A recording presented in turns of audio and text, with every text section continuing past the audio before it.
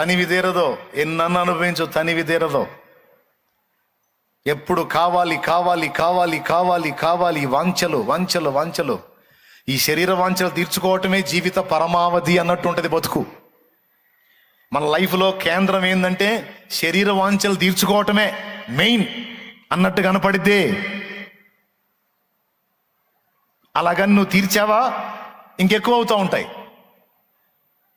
తీర్చే కొద్ది ఎక్కువ అవుతాయి, తీర్చే కొద్ది ఎక్కువ అవుతాయి. కాబట్టి ఇందు మూలంగా మీ 50 మందికి ఏమర్థమైంది? శరీరంలో మంచిది ఏది అర్థమైంది. ఆ శరీరం నుండి ఉత్పత్తి అయ్యేదంతా చెడేనని అర్థమైంది.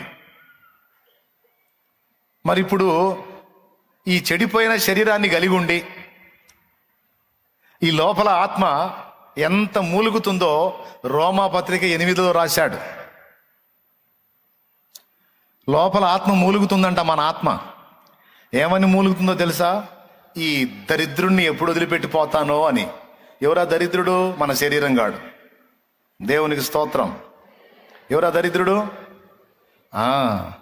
ఇదేమో పనికి మాలింది. ఆ లోపల ఉన్న ఆత్మేమో పవిత్రమైంది. ఆత్మేమో దేవుణ్ణి కోరితే ఈ శరీరం ఏమో లోకాన్ని కోరిద్ది. ఆత్మేమో ప్రార్థనకు పోదాం పదరా అంటే ఈ శరీరం ఏమో రోజు పోయేదికి ఈ వారం ఆగుదావులే అంటది. ఆత్మేమో ప్రార్థన చేద్దాం పదరా అంటే రోజు చేసేదాగా కాసేపు పండుకుందాం అంటది. దరిద్రపతి ఏది? శరీరం. ఆత్మేమో కాస్త ఉపవాసం ఉందాం అంటే నా వల్ల కాదు, నా గ్యాసు, నేను తినాల్సిందే అంటది. దరిద్రపతి. దేహం పవిత్రంగా ఉందాం, పరిశుద్ధంగా ఉందాం, పాడు పనులు చేయొద్దు అని ఆత్మ మూలుగుతుంటే శరీరం ఏమో నా కోరికలన్నీ అయ్యే, నాకు కావాల్సిందే అయ్యి, నువ్వు అయ్యొద్దంటే నేనట్ట బతికేది, నాకు కావాల్సిందే అయ్యి అనేమో ఈ శరీరం గాడు అంటాడు. ఈ దరిద్రపది అంటది. ఎక్కడో లేదు శత్రువు, ఎక్కడో లేదో, నీ దగ్గరే ఉంది శత్రువు, నా దగ్గరే ఉంది. ఏంటదంటే బయటికి కనపడుతున్న మన దేహమే పెద్ద శత్రువు. ఎంతమందికి అర్థమైంది? అయితే ఇక్కడ బాగా వినాలి, గమనించాల్సిన విషయం ఏంటంటే ఈ శత్రువుని కట్టడి చేయాలంటే మన ఆత్మకు బలం చాలదు, మూలగటం తప్ప ఇంకేం చేయలేదు. అపవిత్రమైన పనుల్లోకి శరీరం వెళ్తుంటే ఆత్మ మొత్తుకుంటుంది, వద్దు వద్దు వద్దు వద్దు వద్దు. నాలుక మాట్లాడినంతసేపు మాట్లాడి తప్పిమని నోట్లోకి వెళ్ళిపోయింది. వీపి విమానం మోత మోగుద్ది. అందుకే నాలుగు మాట్లాడుతుంటే వీపు వణికిద్దంట. నువ్వు మాట్లాడతావే, తన్నేవాడు నిన్ను తన్నాడు, నువ్వు ఆ పళ్ళ లోపలికి వెళ్ళిపోతావు, నాకు బగులుతుంది దుర్మార్గురాలా, కాస్త కంట్రోల్ అవ్వవే అని వీపు మొత్తుకుంటుంటుంది నాలుకని. అట్లాగే ఈ శరీరం దరిద్ర పనుల్లోకి వెళ్తా ఉంటే ఆత్మ మూలుగుతూ ఉంటుంది. నీ వల్ల నేను పోతాను పాతాళానికి, నేను పోతాను నరకానికి, నేను అవుతాను నాశనమై, నువ్వు కంట్రోల్ అవ్వవే దేహమా అని మూలుగుతూ ఉంటుంది. ఎంత మూలిగి నీది ఆగిద్దా? మీకు ఆగుతుందా? ఏదండి? దేవునికి స్తోత్రం, హల్లెలూయా చెప్పండి. ఆగుతుందా? ఎద్దు దున్న రెండు గట్టి వ్యవసాయం చేసినట్టే, అదేమో ఎండకలాగిద్ది, ఇదేమో నీడకలాగిద్ది. ఎద్దు తెల్లగా ఉంటుంది, దానికి ఎండ అంతగా అనిపించదు. దున్న నల్లగా నీడలు తేలుతుంటుంది, అది ఎండకు తట్టుకోలేదు, ఏ కాడికి నీడకు లాగుతూ ఉంటుంది అది. అట్లాగే ఈ శరీరం పాపానికి లాగుతుంటే ఆత్మే ఒరే పరిశుద్ధతరా పరిశుద్ధతరా, దేవుడురా, భక్తిరా, ఆత్మీయతరా అని ఆత్మ అంటూ ఉంటుంది. దేవుడు లేదు భక్తి లేదాగా అవకాశం వచ్చిందే అని ఇది పరిగెత్తుతుంటుంది. ఓపెన్గా అందరికి అర్థమయ్యేటట్టు చెప్పాను కదా. ఇది అర్థం కాదా? ఖచ్చితంగా అర్థమైద్దిలే. ఇప్పుడు ఎట్లా మరి? ఎంత పోరాడినా దేహంతో దేవుని మయంపరచాలని ఆశ ఉన్నప్పటికీ ఈ దేహమును పనికిమాలిన పనులకే వాడుతున్నాం, కానీ దేవుడు ఆశించినట్టు దేవుని మహిమపరచడానికి, దేవుని మహిమార్థమై ఈ దేహాన్ని వాడలేకపోతున్నామే అన్న బాధ అందరికీ ఉంటుంది. దానికి నా సమాధానం ఏంటంటే, నీకు బలము కావాలి. ఏ బలం కావాలి? భూ సంబంధమైన బలము కాదు, నీకు పైనుండి దేవుడు పంపే బలం కావాలి. అది పరిశుద్ధాత్మ అనుగ్రహించు బలం.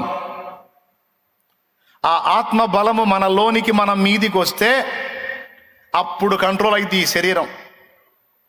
అప్పటిదాకా దీన్ని ఆపలేం. మద గజంబు, ఒక భక్తుడు రాస్తాడు, మద గజాన్ని బోలిందయ్యా నా శరీరం అని. మద గజం అంటే తెలుసా? మదపు టేనుగు. అది లైన్లోకి వచ్చిందంటే దాన్ని అడవి గందరగోళం చేసిద్ది, అడవిని గందరగోళం చేసిద్ది, దేని లెక్క చేయదు. మదపు టేనుగు. అలాంటిది నా శరీరం అని మాట్లాడాడు. మరి ఈ మదపు టేనుగుని కంట్రోల్ చేయాలంటే మావటివాడు ఎవరో తెలుసా? పరిశుద్ధాత్ముడే. పరిశుద్ధాత్ముడే.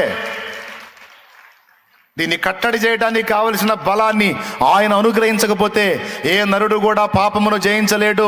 ఏ నరుడు కూడా దేహవాంఛలను జయించలేడు. దేహవాంఛలను, పాపాన్ని జయించాలంటే మనకు కావాల్సినటువంటి ఆ ఆత్మ బలాన్ని, ఆ మనోబలాన్ని, ఈ దేహాన్ని కట్టడి చేసేటువంటి బలాన్ని దేవుడే అనుగ్రహించాలి. యెహెజ్కేలు వల్ల కాలేదు, యెషయా వల్ల కాలేదు, ఏబు వల్ల కాలేదు, నీ వల్ల, నా వల్ల కాదు. వాళ్ళకు తోడై ఉన్న దేవుడే నీకు నాకు తోడై ఉండి వాళ్ళని బలపరిచిన దేవుడే నిన్ను నన్ను బలపరిస్తే తప్ప మన వల్ల కాదు. హల్లెలూయా, హల్లెలూయా. ఆ శక్తిని దేవుడు మన మీదకి పంపుతానని వాగ్దానం చేశాడు. ఒట్టు నేను పంపుతాను, అడుగు అన్నాడు. ఏమన్నాడు మీరు చెప్పండి? నేను ఎట్ట చెప్పా? చేయి జాపి చూపించి చెప్పా. ఒట్టు నన్ను అడుగు, నాకు మొర్ర పెట్టు, నేను తప్పకుండా పంపుతానని దేవుడు ప్రామిస్ చేశాడంటే ఒట్టు పెట్టాడు. దాన్ని తీసుకొని నువ్వు దేవుని ముందు కూర్చో. నీకు సమాధానం వచ్చిందాకా పట్టు వదలొద్దు. సైతాన్ తెచ్చే నిరాశలోకి వెళ్ళొద్దు. నువ్వు ఎన్ని రోజుల నుంచి ప్రార్థన చేస్తున్నావు, జయం వచ్చిందా? అలాగని ప్రార్థన మానుకుంటే వచ్చిద్దా? ఇంకా అత్తే పాపం పెరిగిద్ది. లాజిక్ అర్థం చేసుకో. నిరాశపడి ప్రార్థన మానుకుంటే జయం వచ్చిద్దా? నో. నువ్వు దేవుని పాదాలకు వెళుతూ ఉంటే ఆయన తన శక్తిని నీ మీదకి పంపుతాడు, కార్యం జరిగిద్ది. అది విశ్వాసంతో చేయాలి. ఆ బలం నీకు వచ్చేందాకా వదలకూడదు. దేవుడు కూడా మౌనం వహిస్తాడు. అసలు ఎంత మాత్రం నీకు ఆ పరిశుద్ధత విషయంలో తీవ్రత ఉందో ఆయన కూడా కనిపెడతాడు.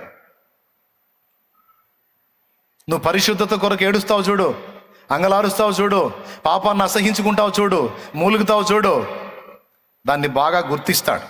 గుర్తించి తప్పకుండా నీకు ఆ బలాన్ని దేవుడు పంపుతాడు. నీలో పరిశుద్ధత కొరకు ఎంత తీవ్రత ఉందో దేవుడు చూడాలనుకుంటాడు, చూడగోరతాడు. పరిశుద్ధత లేకుండా నీ దగ్గరకు రాం. నీ దగ్గరికి వచ్చే కదా నిన్ను చూడటానికి. పేతురు పత్రికలో చెప్పావు, పరిశుద్ధత లేకుండా ఎవ్వడును ప్రభువుని చూడడు అని. మేము పరిశుద్ధత సాధన చేస్తుంటే ఈ పనికి మాలిన శరీరం ఏమో పాపానికి లాగుతుంది. ఇది పాపానికి లాగుతుందని దాని వెంటబడి పోతేనేమో నిన్ను కలుసుకోలేము, నిన్ను చేరలేము, నిన్ను చూడలేము. ఇప్పుడు నిన్ను కలుసుకోవాలి, నిన్ను చేరాలి, నిన్ను చూడాలనేమో మనసు ఆశ. నీ దగ్గరికి చేరకుండానేమో ఈ అపవిత్రత తరుముతా ఉంది. ఇది నేను ఎక్కలేనంత ఎత్తైన కొండ అయింది ప్రభు, మరి ఇప్పుడు నన్ను ఏం చేయమంటావు అని తెలివిగా పని చేశాడు. ఏమన్నాడు తెలుసా? నేను ఎక్కలేను కానీ నువ్వే ఎక్కించన్నాడు. దేవా, నేను ఎక్కలేనంత ఎత్తైన కొండపైకి నన్ను ఎక్కించు. మీకు ఒక సంతోషకరమైన విషయం చెప్పనా? ఇప్పటికే మీలో కొంతమంది అలా ప్రార్థించి దేవుని బలాన్ని పొంది జయించున్నారు. మీలో కొంతమంది ఇప్పటికే అధిగమించున్నారు దాన్ని. ఇప్పటికే దాని మీద విజయం పొందున్నారు. ఆ దేహం యొక్క అపవిత్రత మీద జయం పొందున్నారు, సాధించుకొని ఉన్నారు. ఇప్పటికే కొంతమంది మీలో. ఇంకా కొంతమంది కింద పడతా లెగుస్తా చీనా బతుకుపాడుగా, తూనా బతుకుపాడుగా, నా ఆలోచనలు జావా, ఈ దరిద్రపు ఆలోచనలు ఎన్నడూ పోతాయి, చీ అనుకుంటా బతుకుతున్నారు కొంతమంది. నేను అందుకే చెబుతున్నా, ఏం టెన్షన్ పడొద్దు, దేవుని పాదాలు పట్టుకో. ఇక్కడ ఉన్న వాళ్ళలో అనేకులకు గెలిపించిన దేవుడు నిన్ను కూడా గెలిపిస్తాడు. Amen, amen. అపజయాలు ఎదురైనప్పుడు భయపడొద్దు, దేవుని పాదాలు వదలొద్దు. ఎన్ని రోజుల కన్నా ఆయన బలం ఇచ్చేది? ఇచ్చిన దాకా నువ్వు చేయవా? ఏంది నేను టైం పెడతాను దేవుడికి.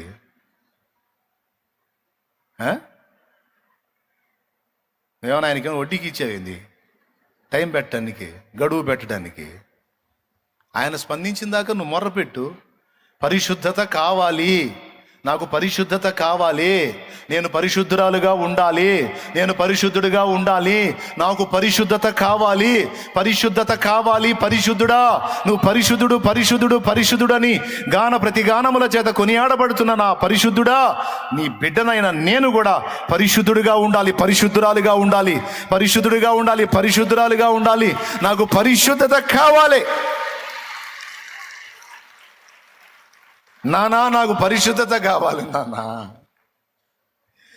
పాపంలో పొరలాడటానికి నేను పందిని కాదు నానా, నీ గొర్రె పిల్లని నానా, నేను నీ బిడ్డని నానా. నా వల్ల కావట్లేదు నానా, నా వల్ల కావట్లేదు నానా. నెమ్మదిగా ఉండలేకపోతున్నాను నానా, భరించలేకపోతున్నాను నానా. పాపాన్ని నా వల్ల కావట్లేదు నానా, పోరాడుతున్నాను నానా. నాకు జయమీ నానా, నాకు పరిశుద్ధత కావాలి నానా, నాకు పరిశుద్ధత కావాలి నానా. పాపం మీద నాకు జయం కావాలి నానా. నానా, నేను నీ బిడ్డని నానా, నువ్వు రక్తం ఇచ్చి కొన్న బిడ్డని, సిలువలో నువ్వు కన్న బిడ్డని నానా. నానా, నాకు పరిశుద్ధత కావాలి నానా. ఏడు ఏడవాలి దేవుని ముందు. పరిశుద్ధత కొరకు నీ గుండె నా గుండె మన గుండె కొట్టుకోవాలి, అది చూడాలి ఆయన, అది చూడాలి. అప్పుడు నీకు నాకు పరిశుద్ధతను కలిగించే పరిశుద్ధమైన ఆత్మను పంపుతాడు. ఆ పరిశుద్ధమైన ఆత్మను నీ మీదకి నా మీదకి ఆయన పంపినప్పుడు అప్పుడు జయ జీవితం కలుగుతుంది. అప్పటిదాకా మాట వినని నీ దేహం అప్పుడు కంట్రోల్ అవుతుంది. మద గజాన్ని పోలిన దేహం, విచ్చలవిడిగా ఎగిసిపడే దేహం అప్పుడు కట్టడి చేయబడుతుంది, అప్పుడు కంట్రోల్ అవుతుంది. ఎందుకంటే బలము నీది కాదు, బలము తనది. ఎంతమందికి అర్థమైంది? ఆ బలం నీ మీదికి నా మీదికి వచ్చిన దాకా మన మొర్ర ఆపొచ్చా? నిరాశ పడొచ్చా? పడకూడదు. ఏ బలహీనత మీదైనా ఒక కాముకత్వము, జారత్వము, అపవిత్రత, కామాతురత మాత్రమే కాదు, నువ్వు ఏ వ్యసనమైనా, నువ్వు త్రాగుడు కావచ్చు, లేకపోతే ఇంకా నీకు ఏదన్నా పేకాట సంబంధమైన వ్యసనం కావచ్చు, నీకు ఇతరాత్ర ఏ వ్యసనమైన ఏ బలహీనత అయినా, నేను చెప్తున్నా, నీ కాడికి బలహీనలు ఈరోజు వాటిని ఇస్సి అవతల కొట్టి అదిగో మొనగాళ్ళలా కూర్చున్నారు దేవుని సన్నిధిలో. నీ కాడికి బలహీనలు, నీ కాడికి దారుణమైన జీవితం జీవించిన వాళ్ళు ఈరోజు పరిశుద్ధులై సేవ చేసేవాళ్ళు కొంతమంది అయితే, పరిచర్య చేసేవాళ్ళు కొంతమంది అయితే, అన్నిటినీ జయించి విశ్వాసులై కూర్చున్న వాళ్ళు అనేక మంది ఉన్నారు. తమ్ముడా, నువ్వెందుకు గెలవవు తమ్ముడా? నువ్వు గెలుస్తావు తమ్ముడా, నువ్వు గెలుస్తావు, నువ్వు జయం వచ్చింది. నువ్వెందుకు గెలవవు చెల్లెమ్మా? నువ్వు గెలుస్తావురా తల్లి. నేను 100 సార్లు చెప్తాను, నువ్వు గెలుస్తావు గెలుస్తావు గెలుస్తావు, జయం నీదే. ఎందుకంటే నువ్వు నా ప్రభు పాదాలు పట్టుకుంటున్నావు, నా తండ్రి కాళ్ళు పట్టుకుంటున్నావు. నువ్వు ఏమని అడుగుతున్నావు? నాకు పరిశుద్ధత కావాలని అడుగుతున్నావు. ఆస్తి అంతస్తు కంటే కూడా నేను నీ బిడ్డని, నీలాగుండాలి. పరిశుద్ధత కావాలి. పరిశుద్ధతే నాకు ఆస్తి, పరిశుద్ధతే నా స్వాస్థ్యం, పరిశుద్ధతను ఆశిస్తున్నా. ఇంకా ఆయన కంటే సంతోషించేది ఎవరు? నువ్వు అది కోరితే తప్పకుండా నీకు ఆ గెలిపిస్తాడు. ఆమేన్. ఇది నువ్వు ఎప్పుడు అడుగుతావో చెప్తా, అది నా అంశం. ఇప్పుడు దాకా చెప్పింది కాదు అంశం. ఇది ఒక ప్రాణి, ఒక వ్యక్తి హృదయం ఎప్పుడు కోరిద్దంటే, మనకివ్వబడిన విలువను మనం గుర్తించినప్పుడు అది కోరతాం. మళ్ళీ ఒకసారి చెబుతా, మనకి ఇవ్వబడిన విలువని, ఎవరు మనకిచ్చిన విలువ? దేవుడు మనకి ఇచ్చిన విలువ నిజంగా మనం గుర్తిస్తే అప్పుడు అడుగుతాం ఇలా తపనగా, ఏంటా విలువ? ఎంత అమౌంట్ కట్టాడు?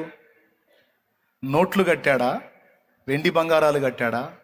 నో, నీ కోసం తన ప్రాణాన్నే పణంగా పెట్టాడు.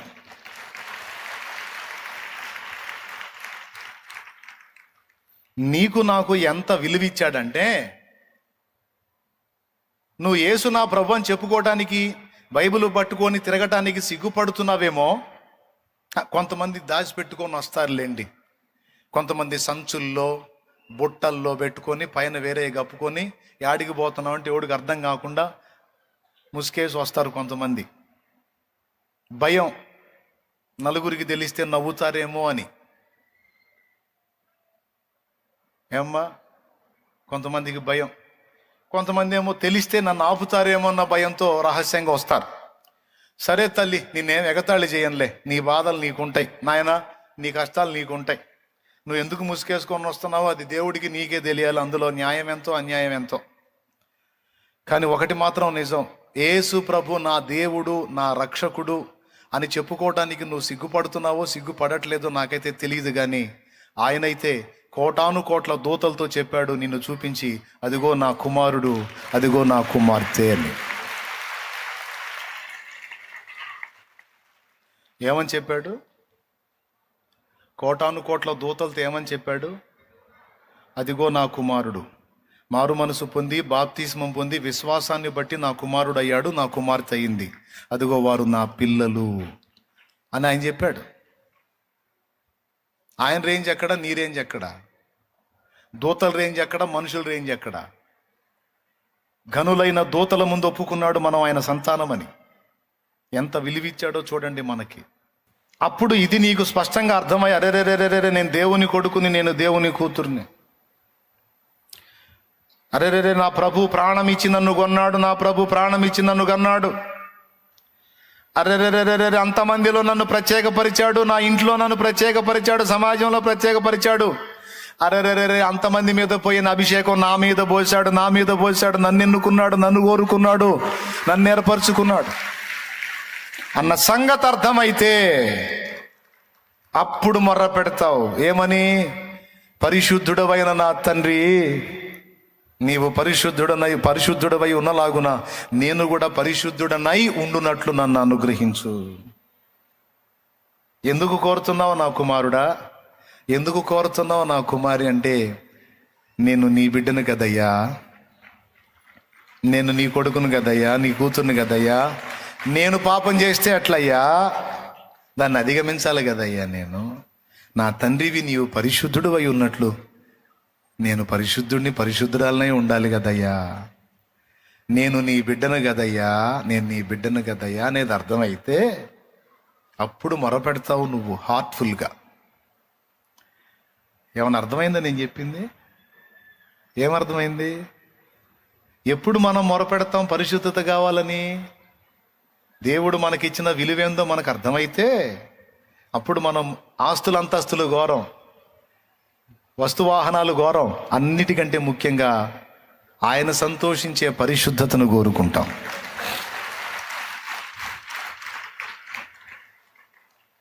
అర్థమైందా? గొర్రె పిల్లని చూడండి మీరు, బురదలో బొర్లాడిద్దా గొర్రె పిల్ల? ఎప్పుడన్నా చూసారా మీరు? చూస్తే నాకు చెప్పండి, బురదలో గొర్రె పొర్లాడటం చూసారా? మరి పంది ఇంకా బయట ఏం పొర్లాడద్దు, బురద కనపడితే పండగే. అవునా? నువ్వు మైసూరు శాండిల్ సోప్ తీసుకొచ్చి రుద్దిపోయి గాక బురద కనపడిందంటే దానికి ఆకర్ష ఆకర్ష ఆకర్ష అని లాగుతుంటుంది. గొర్రెపిల్ల అట్లా కాదు, ఎందుకంటే జాతి మార్పు. మనం దైవ జాతికి చెందిన వాళ్ళమన్న విషయం, ఆ విలువ మనకు అర్థమైతే దైవ లక్షణాల కోసమే పరితపిస్తాం. దేవుడిలాగా హుందాగా వ్యవహరించడానికి ప్రయత్నం చేస్తాం. దేవునిలాగా దయ చూపడానికి, దేవునిలాగా క్షమించడానికి, దేవునిలాగా సహాయం చేయటానికి, దేవునిలాగా నీతి నియమాలలో బతకడానికి ఆ హుందాతనాన్ని అర్థమైతే మెయింటైన్ చేస్తాం. అర్థం కాకపోతే పంది బతికే, అర్థం కాకపోతే పంది బతికే, దరిద్ర బతికే. ఆ దరిద్ర బతుకు బతుకుతున్నామంటే మనకు అర్థమై సావలేదని అర్థం. ఏం అర్థం కాలేదని? మనం ఆయన సంతతని అర్థం కాలేదని. ఆయన కొడుకు, ఆయన కూతుర్ని అని నీకు అర్థమైతే ఆటోమేటిక్గా నీకు తెలియకుండా నా రేంజ్ని మెయింటైన్ చేస్తావు. అది అన్ని విషయాల్లో వర్తిస్తుంది. దేవునికి స్తోత్రం, హల్లెలూయా. ఇప్పుడు పాస్టర్ గారు కొడుకై పుట్టినందుకు, పాస్టర్ గారు కూతురై పుట్టినందుకు ఆటోమేటిక్గా కంట్రోల్ చేసుకోవాలి. దేవునికి స్తోత్రం. భక్తురాలు కొడుకైనందుకు, భక్తురాలి కూతురైనందుకు, భక్తుడి కొడుకైనందుకు, భక్తుడి కూతురైనందుకు ఆటోమేటిక్గా బ్యాలెన్స్ చేసుకోవాలి. కొన్ని హుందాగా వ్యవహరిస్తారు, చీప్గా వ్యవహరించరు. ఎందుకంటే నా తల్లి భక్తురాలు, నా తండ్రి భక్తుడు, నేను భక్తులకు పుట్టిన దాన్ని, భక్తులకు పుట్టిన వాడిని భక్తిగానే ఉండాలి.